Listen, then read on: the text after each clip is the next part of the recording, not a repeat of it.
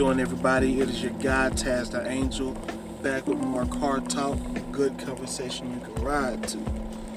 And today, this episode is the first episode done with an official car talk with Tazz the Angel artwork. And it was drawn by my cousin, Noopy Powell.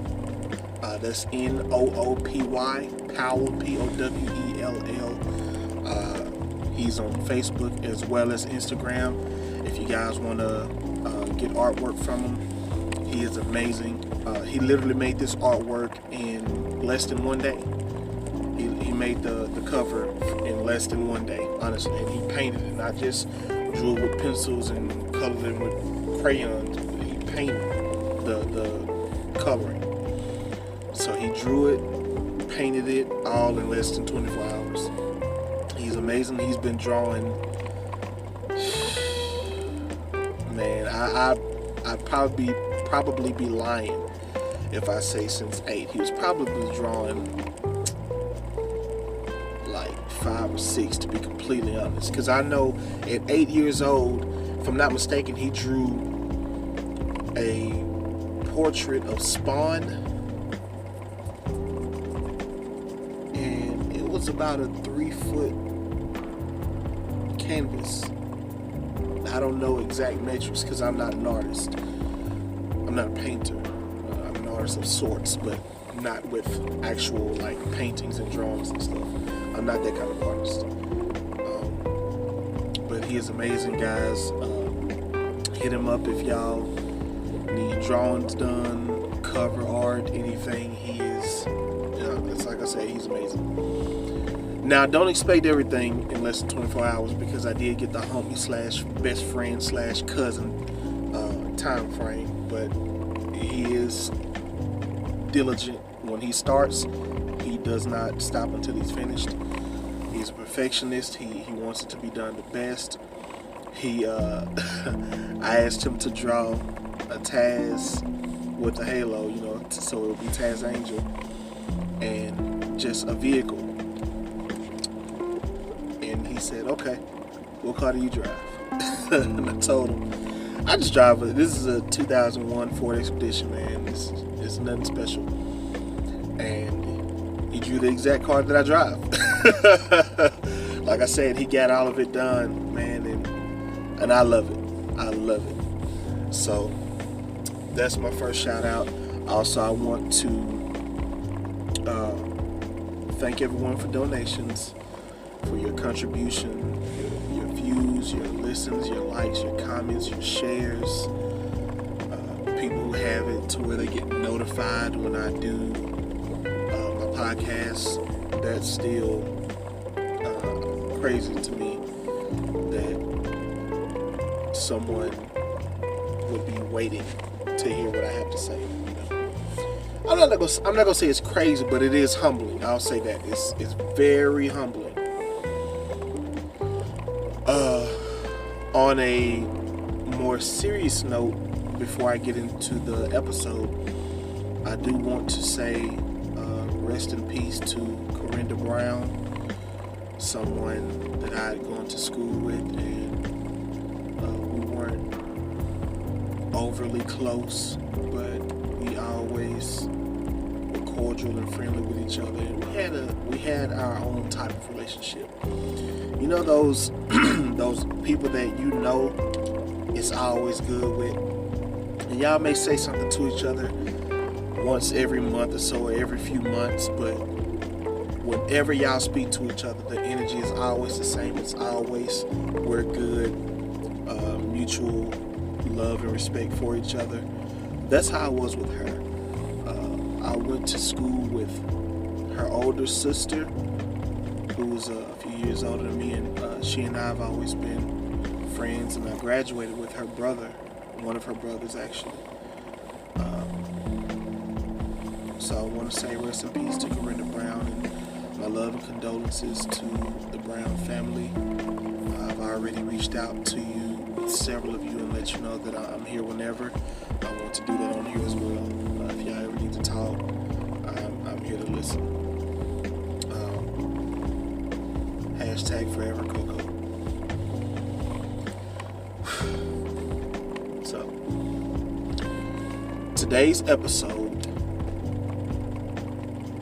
will be one that I'd been thinking about this for a while, and I'd actually written down this topic to discuss maybe over a year ago, and other things took precedence. Some things felt more timely, like I needed to talk about them right then and there. Some things I just felt the need to talk about, or I just wanted to talk about it. It felt better, but this topic has never really left my mind and my desires, honestly. And today will be the day that I discuss it, and it's simply entitled Perception is Everything. To give an example of what I mean, to help understanding. Today, I rewatched, because I've seen it before, but I watched it again today, the Jim Carrey movie, Bruce Almighty. And at the beginning, when things were going bad for him, every time something went bad for him, he kept looking up to the sky and, why me? Why can't I have a good day? Thank you for another bad day. Thank you for another instance of me being overlooked at my job. Like, he kept doing things like that. And, every time something happened to him, he verbally attacked God. And his woman, his girlfriend, whose name was Grace, and I'll explain what I believe about Grace later. I believe there's another meaning to Grace, but his girlfriend Grace was just trying to get him to see the bright side of things. He had gotten passed up, and this is for people who haven't seen the movie, and if it's been a while and you don't remember the story, I'll just give a brief synopsis. He wanted an anchor position at his job. It ended up being given to Evan Baxter, played by Steve Carell, by the way. But when he got passed up, he just, he lost it, because he was tired of bad things happening. He had really had his hopes up for this position, and it didn't pan out. So he snapped on a live news feed, was cussing, everything, right? And when he gets home, he's venting to Grace. He's, fussing. He's like, God, he says, God is the mean little kid on the hill with the magnifying glass, and I'm the ant. And yeah, he could make my life better, but instead he just wants to burn off my feelers and watch me squirm. Now, also, after finding out that he didn't get the job and, going crazy on live, he got fired. On live television, he got fired. When he got fired, he saw some people picking on the homeless guy in the alleyway. He ran over there and was like, hey, stop that. And so they started walking away. Then he says, yeah, you better walk away. And they turn around, what? All of them go over there and jump. He gets beat up. Gets home, and now, again, he's venting. So when he's venting and saying all these things, Grace says, I know you didn't have a good day, but I'm just glad you're okay, because it could have been so much worse. And he yanks away from her. He says, I'm not okay. I'm not okay with a mediocre job. I'm not okay with a mediocre apartment. I'm not okay with a mediocre life. And it upsets her, because she's like, is that what you think of what we have? We have a mediocre life. And he gets ready to storm out. He says, that's exactly what I need, Grace. The worst day of my life, but the side of guilt. Slams the door and leaves. She's crying, she's upset. Now, when he was fussing, or arguing, when he was venting to her,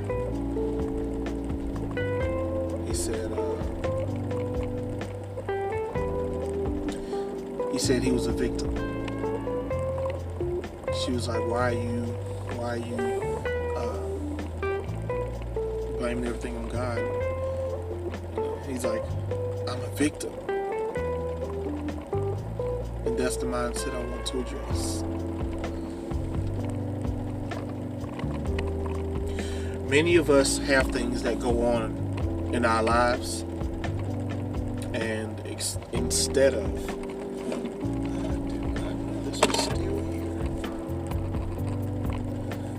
there's a face mask that I wasn't aware that I had still in here. I thought it was in the house. Cool. But that mindset is a very common one in today's times, where when things don't go our way, maybe for a duration of time, we can begin to feel like, I'm the victim. This is happening to me. The problem with that is, in some instances, it doesn't allow us to be accountable.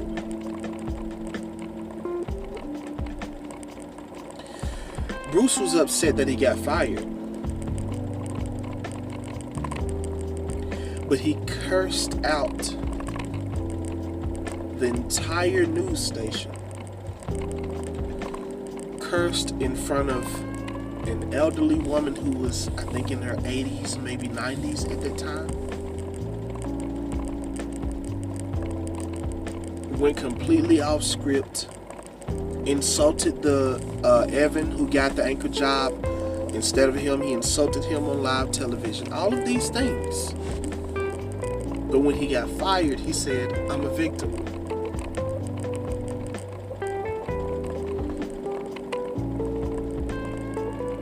He did not allow himself to be accountable at all for his actions. And because he was only looking at everybody else and everything else, this person is doing me that way. These people are doing me this way. This company is treating me this way. Because he was always looking outwards, he didn't take the time to look inward. In the words of Michael Jackson, he didn't take time to talk to the man in the mirror.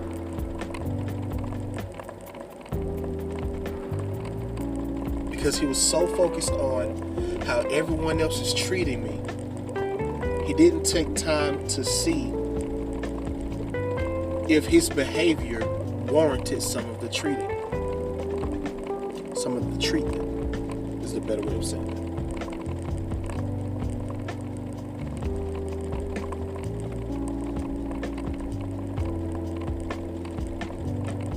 I see that happen a lot now. And I went through that for a time as well. Anytime I said something or did something, it was because when you said, it's because when you did, I was pointing out to everyone else. I'm not responsible for how someone treats me.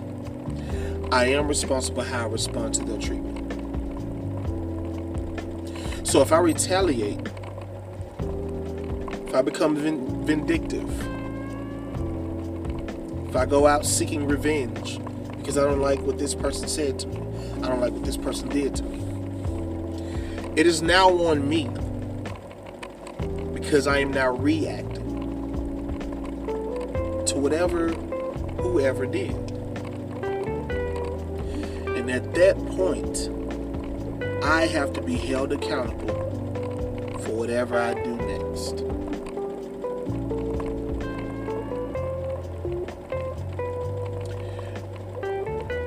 It's not human nature to hold yourself accountable. It's not human nature to sit back and say, okay, what did I do wrong in this? How did I contribute to what's going on? That's not the natural thing, honestly. Just honestly, I don't think it is. There's no science behind that. I don't think. I'll rephrase that to make it an opinion. I don't believe that it's human nature to seek self-accountability. I don't think so.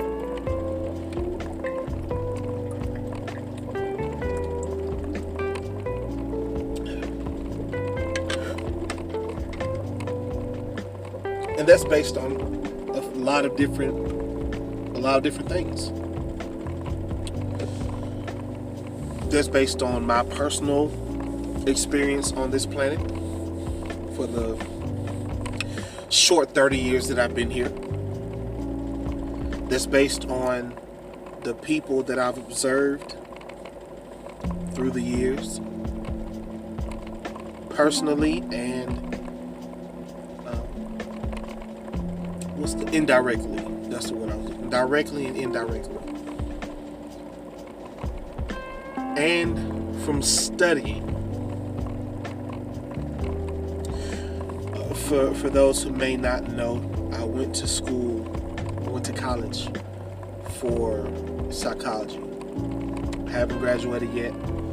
I have a few more classes to take before I get my actual degree, and I plan on doing that soon. But I went to college for over 3 years for psychology, and I began that major my freshman year. So that entire 3 years and some change,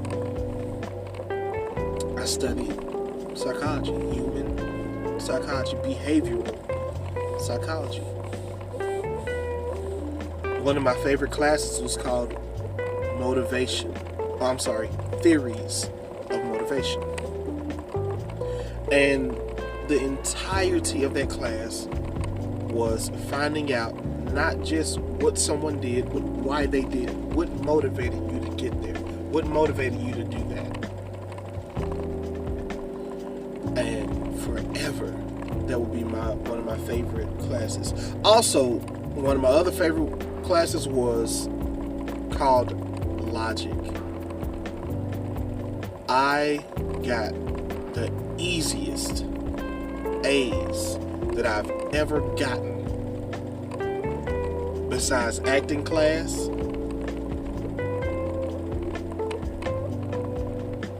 besides the acting class that I took, that was the easiest A I'd ever had. Because everything was based on logic. There were no feelings involved. There were no circumstances. Well, maybe you should look at it in this. This is what you're given. What do you think about that? When I tell you that was the class where I was the nerd, I always wanted to raise my hand because I always knew the answer. I love that class. But, so, to theories of motivation. We would literally just find different things, different topics to discuss, and say, okay, why do you think this happened? We even had a personality profile that we had to do, which was a 10-page essay, and we picked any celebrity that we wanted. We had to pick, and this was a lot dead or alive. They, if they're deceased, you can still do them. You had to pick, I think, 3 different things that they did, and through studying that person, however you could, whether it be books or videos, interviews, whatever. After you studied that person, you had to theorize what you believed their motivations to be for those 3 different behaviors. And the person I picked was Tupac. And I got an A on that as well. I don't want to keep talking about.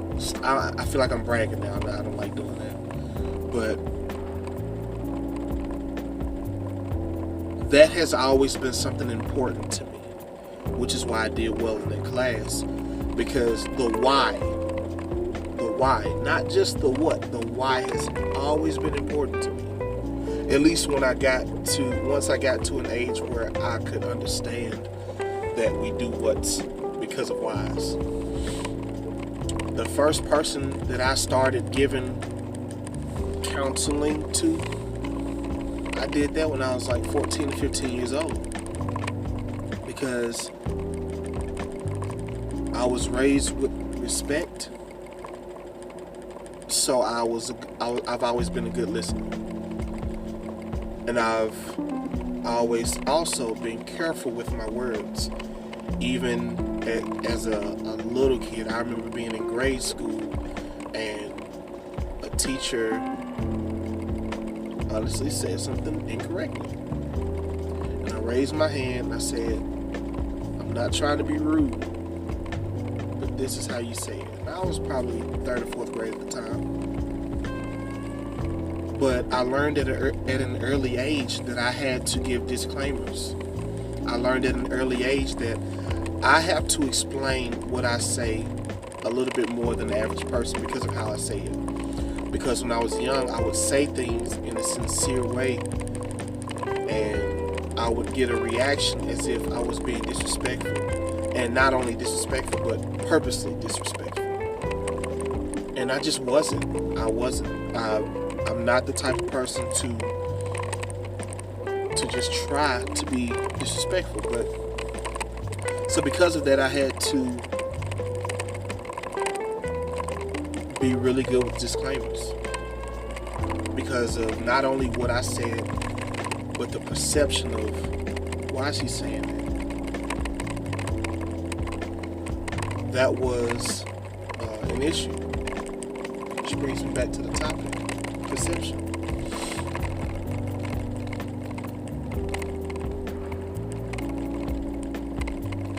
We have to be careful with how we look at things, because depending on what lens we use, we may get a completely different understanding than what a person means. And I try to tell anyone that I believe I'm going to have lengthy conversations with, or several conversations with, I try to tell them early, if you ever add or subtract from my words, you'll be wrong. If you ever try to come up with why you think I said or did something, you will be wrong. And the reason why is because I would have already told you. You will already be made aware, hey, this is what's going on, this is what made me say this. So if you speculate after getting that information, you will be wrong. And that's been a majority of my life. People adding and subtracting to my words and getting an understanding that I never gave. So I have to be more careful with my wording. I have to give more disclaimers. Because I can look and be like, man, all these people trash, man. What's wrong with them? I'm saying this. But to hold myself accountable, I have to say, okay, how can I lessen the likelihood of this continuously happening? So I try to be able to say something at least 2 or 3 different ways. I try. I don't always succeed. Sometimes when I believe I've given the most elementary explanation, I don't know how else to say it. And that's because I'm just such a literal person. If I tell you, hey, there are clouds in the sky, and you say, what do you mean by that? I don't know how to break that down anymore. There are clouds in the sky. Just look up and see them. I don't know how else to say it. Because if I find another way to say it, it will sound like I'm being condescending. Because if I say, hey man, some pretty clouds in the sky, what do you mean by that? clouds in the sky, and I think they're pretty. Sounds condescending. I'm not purposely doing that. But that is, I don't know how else to say it other than to repeat it and just switch the words around a little bit, because that's as basic as I can say it.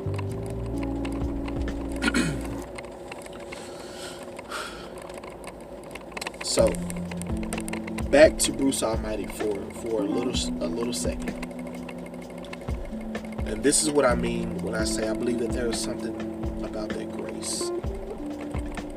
So at the beginning, he had the mentality of a victim. And grace was there trying to get him to see the bright side. Once he got endowed with God's powers and started using them all for himself, he started, he started neglecting grace, because he only uses powers for himself. He only uses abilities for himself. Got himself a promotion, kept finding these huge stories. He just shows up at a dog training facility, a police dog, like K9 unit training facility, and once he showed up there, the dog just so happened to find Jimmy Hoffa's buried body with a birth certificate and dental records. Those kind of things. Because he was only looking at pleasing himself, because he felt like a victim. Everybody's out to get me, so now that I have a little bit of power, let me make me feel good. Let me give myself the things I believe I deserve. He pulls in the moon a little closer at night to be a little romantic with Grace. The next morning in Japan, they had ships that were thrown all around in the sea, some thrown on land because of weird lunar activity. He didn't take into account how would the moon affect the earth once it gets this close. Nah, I want it to be real full so my lady can see it and we can have us a good night. But Grace, so after misusing his powers, he was at a party where they were celebrating for him getting anchored.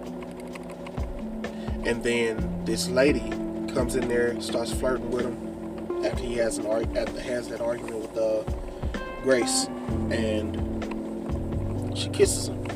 Grace just so happens to walk up at the exact moment. She leaves. He's chasing her. He's like, hey, she kissed me, I didn't know. You know, she's like, well, you didn't look like you were fighting back. He was like, oh, I tried, but she's really strong. No. But that goes to the victim mentality. When I'm not in control, I'm a victim. She kissed me. I tried pushing her off, but she was so strong. And I'm not saying that that's not a possible thing. I'm saying in that instance, he definitely was not trying to push her off. So that's why I'm giving that look. But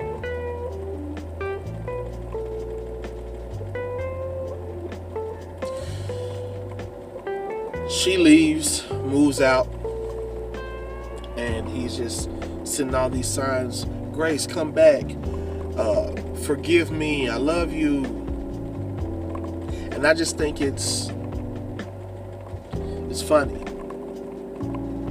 And I don't think it was coincidental that his girlfriend's name was Grace. Because when he felt like a victim, Grace was there. When he started taking advantage of everything around him for his benefit, Grace left him. And he spent, even though he had all these things that he wanted, the one thing he couldn't get back was Grace. And again, I think that there's meaning behind that. I think they chose her name purposely. Because, I mean, this is a movie of Christian beliefs.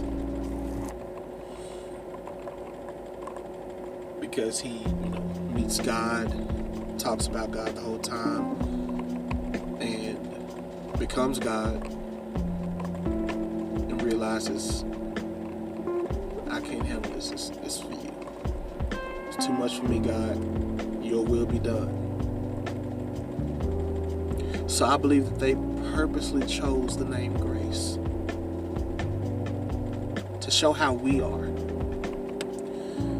How sometimes when we get a bit of power, influence, affluence, we take advantage of it. And in that moment, grace leaves us. And once we realize that no amount of money, no amount of gifts will bring grace back, then we have to look at things differently. What did I do to make grace leave me? Now we have to look in the mirror. Now we have to change our perception. Why did grace leave me? I just got a promotion at my job. I got more money. The community loves me. My face is on billboards. Famous. His nickname was Mr. Exclusive. Like, the people love me. I have all of these things. Why did grace leave me? But all of those things were based on all of his actions were based on his perception and how he saw the things that happened. He saw everything negative that happened to him as him being a victim. And he saw everything that he made happen positively through a misuse of his power as him fixing some wrongs and giving himself what he deserved. So like I said, that's something that I know personally I can relate to. And I know a lot of other people who get into. We have to realize, and I made this post on Facebook a few days ago. I said something along the lines of, if you don't know, or if you can't see how you are involved in where you are in life, then you'll never move on to the next level. You're involved in that. It's not 100%, but your actions are involved in that. And you have to accept that. You have to acknowledge that and accept that. And if you don't, you won't be able to progress. You will stay in the same spot, looking outward, wondering why everyone is mistreating me. I'm such a nice person. Why is everybody mistreating me? And I won't even say maybe you aren't as nice as you believe you are, because you can be a nice person and you can be mistreated. But there's another side to that, where maybe you're doing something that warrants that treatment. Maybe you're cursing on live television, which warranted you getting fired. Yeah, you were doing it because someone got promoted and you didn't. Yeah, I understand. But you still curse people out on live TV. Or whatever your life's version is of that. So when you got fired, your actions contributed to how you got there. Now, that is not always the case. There are malicious people on this planet. I'll change that. There are people on this planet with malicious intent. And the first one is true too, but I don't like how it sounds so much. So there are people on this planet who look to deface you, defame you, devalue you, belittle you. There are people on this planet who look for that. But once you realize it, it is on you how you respond to it. So whatever you do in response to that, once you're aware, it's on you now. If some random, and I'm only saying this to make a point, if some random white person walks up spewing hateful words to me and then calls me the N-word, if I punch that person, I'm responsible for the assault. I assaulted that person. Yeah, they may have verbally assaulted me, but I physically assaulted that person. I'm responsible for how I react, how I respond. One of the things that I wanted to do, one of the things that I realized that I wanted to do was change people's lives through my words. And it started off with quotes. What made me get there was, in school we were reading on Benjamin Franklin. And he published, if I'm not mistaken, a book filled with quotes. Just filled with quotes. Now, fact check me. I could be wrong in this, but this is how I'm remembering it. So, again, this is in high school, so I graduated in 2008. I could be remembering things incorrectly. So, fact check me. But if I'm not mistaken, he wrote a book. He published a book. I'll say wrote because I don't know about the published part. He wrote a book filled with quotes. And in that book, one of those quotes was "A penny saved, a penny earned." That's Benjamin Franklin. This man has been dead for hundreds of years now. Several decades. I'm talking about decades on decades. Dead.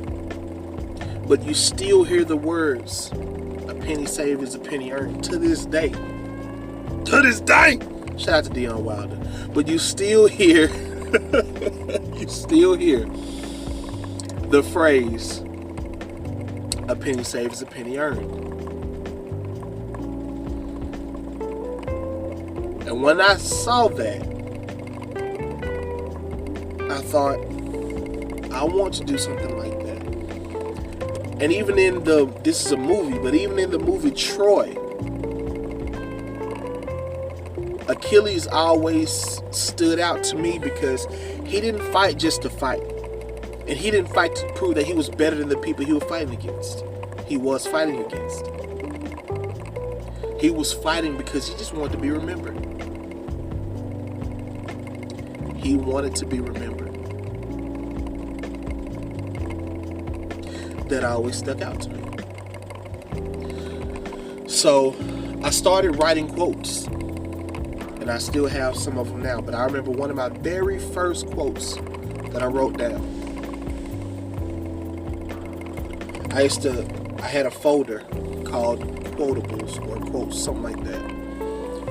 And this is on my Yahoo email. So this lets you know it was a while ago. I had a folder that I would send those quotes to. And one of the first things I said was, what happens to you isn't what makes you. Isn't decides who you are. I'm sorry. What happens to you doesn't decide who you are. I was thinking of isn't what decides. And doesn't decide. But it doesn't decide who you are. How you respond to it is and does. How you respond to things, that's what decides who you are as a person. When things get tough, when things get rough, how do you respond? When you're alone and nobody's looking, How do you act? The question has often been asked, what would you do if you were the last person on earth? And many people I've heard say things like, I'll go in this store and take this, and I'll get these clothes, and I'll go to this spot and get some gold, and you're the last person on the planet. It's only valuable to you. But you're looking for things. Looking for things. And you're stealing them. I mean, yes, the end of the world and you're the only person here, but you didn't buy them.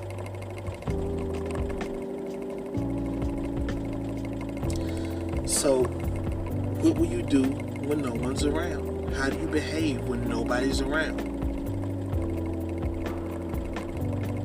That's what decides the kind of person you are. Not your words, not just, hey man, I want to help everybody. Hey man, I just want to... That's cool, but what do you do though? And when things are going on left and right, do you only look left and right? Or do you also look inside? And say, what did I do to get here? Ask anyone who's been to prison. A lot of them, I ain't gonna say ask anyone. Ask someone who's truly been reformed when they went to prison. One of the main things you hear them talk about is how they only had time. That was the main thing they had. They did a lot of thinking. I watched a podcast called $1 Million Worth of Game. Not anymore because one of the cast members got kicked off and it's not the same. So I don't watch it now. But I did. And it's with Gilly the King now. Former rapper, and his cousin Wallow, who did 20 years in prison. And they have a segment called Stories from the Cell, where he tells different things that went on in prison and why you should never go and never do anything to go. And he often talks about how when he got there, one of his stories, and I'm going to say this quickly, one of his stories was his first day in check-in. He gets in there, he sees people who appear to be comfortable in this prison lifestyle. They just welcome each other. Hey, what's up, bro? How you doing, man? You know, just like it's a hangout spot, right? And he said after he got done with the intake process, a lady came up to him and said, in case of an emergency, where would you like to have your body sent? And it blew his mind. He was 17 years old when he went in. Blew his mind. He was like, whoa. There's somebody, I can die here? I gotta give you an address to send my dead body? Like I can die right here? And he said he sat and thought, is what I was doing worth it? Then he had to reflect. Then he had to look at self. He had to look in the mirror. The stuff I was doing, was it worth it now that I'm in a place where they gotta ask me if something happens to me, where they gonna send my body? His perception changed. He stopped looking out at everything. He started looking inside. We have to be more reflective for us to mature and grow as a people.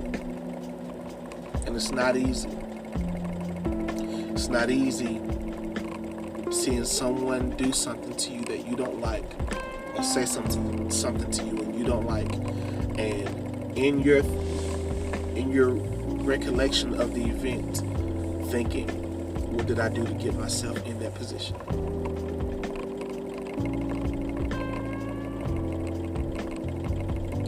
These are things that we have to hold into. We have to hold into our minds. We have to put these things into account to hold ourselves accountable. Because if we don't, then we say things like, If there's a God, why would he allow all of these things to be going on? He's not the one that's shooting us in the face. He's not the one that's killing us. He's not the one that's slamming us on the ground and stealing from each other and mistreating each other. It's not him who's doing it. When somebody robs you and you say, God, why me? He didn't do that. Ask the person who robbed you. That was a human who did that. But we're feeling like the victim now. Instead of thinking, I need to do better at locking my doors. I can't leave my door open all the time or unlocked all the time. See, someone tried to run in my home before. And before that, I was still a stickler with security because of how I was raised. My dad always raised me to think that way. And I had a mentor named Michael Hampton. He always influenced me. I was going to say raised me. And in a way, he did raise me as a man. You know, I started getting mentored by him around the age of 17. So he did help me, raise me into manhood as well, you know, with my father. But, you know, they instilled those things with me. Secure everything. And I actually got into the security at my church with Minister Hampton because of that. Because I want to learn more. And this person, and I'm getting ready to end because I'm almost at 50 minutes. But me and my wife were living in Arkansas, and she worked about 10 minutes away, and I had to go pick her up for work. Now I knew that I was going to be home within 20, 30 minutes. I could just be like, oh, I'll be right back. I go to the store longer than this. I'll be right back. I'm just going to get her, come right back. Matter of fact, she lived about 7 minutes away, so it was going to be about 15 minutes till I got back. So I knew it wasn't going to be long. I had to go. But I locked up everything, and we had a security system, set the security system. And on the way to her, and this was a 7-minute drive, on the way to her, I get a call from my alarm system.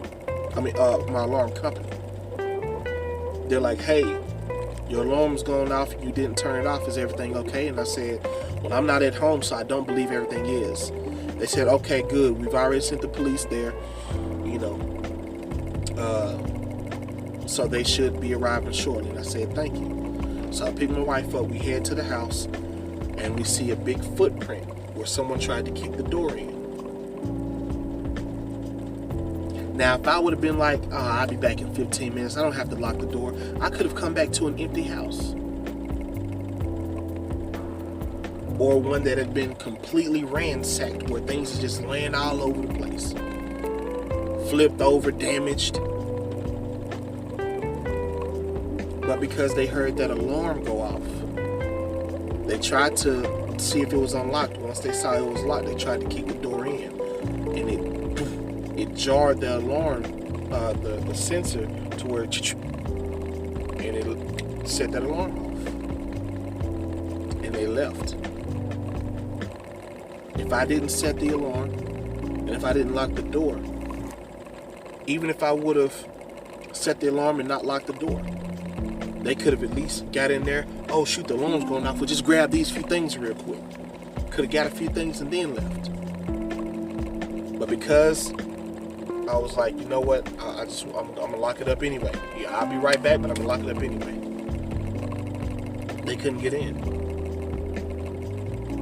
and they tried.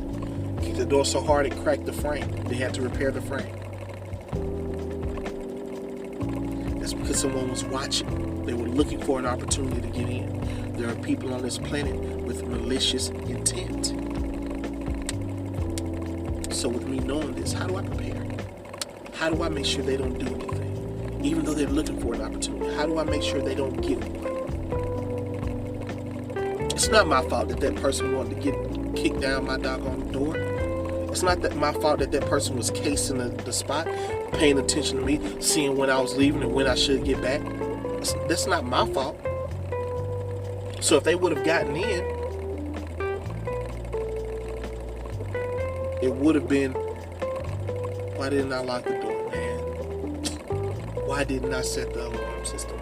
then I'm looking back at me instead of looking at me at the beginning, saying, okay, I know it's people out here with malicious intent, so how do I prevent them from succeeding?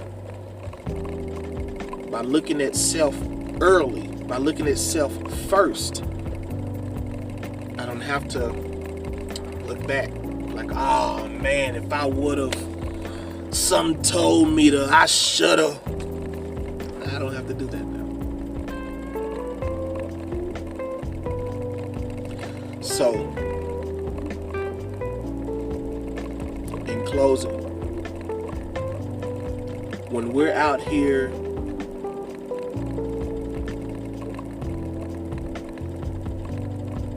feeling victimized, feeling like everybody and everything is against us, everybody is getting on our nerves, everybody is making us mad, everything, if they aren't making us happy, they're automatically making us mad or upset, and I gotta fuss and I gotta make it known right now while I'm mad. Take time out to look at yourself. Let's take time out to look at ourselves and see if anything that we could have done that got us here, and what can we do to prevent us from getting here again. Once we have that mindset, that shift in perception, many things will start to go our way. And I said that was in closing, but one more quick thing. I know this person that I wanna keep anonymity. I know this person who at their job they were unhappy with tasks they were given. They complained about the tasks they were given. Words like that end with SK or CT, they're weird plural to me, so I'll emphasize that S. Because tasks, like I'm weird with those. But they complained about those tasks. Responsibilities, duties. I'll change the word. They were upset with all the duties that they were given. Complained. And then some of the duties were given to someone else. And then they complained. That is the mindset of a victim. Because on one hand, when you are given too many duties, you're overwhelmed. On the second hand,